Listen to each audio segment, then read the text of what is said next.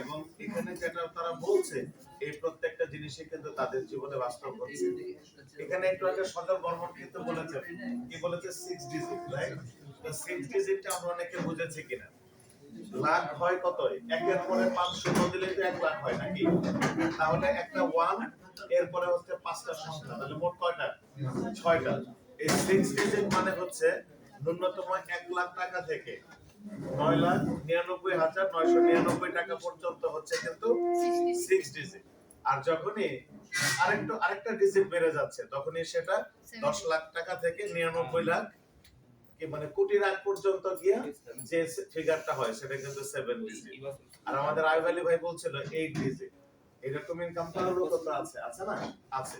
So insurance সেক্টরে আলহামদুলিল্লাহ এই অপরচুনিটি গুলো আছে। তো আমরা যদি আমাদের জায়গা থেকে বিলিভ করতে পারি তাহলে কিন্তু এই অর্জনগুলো ইনশাআল্লাহ করা সম্ভব।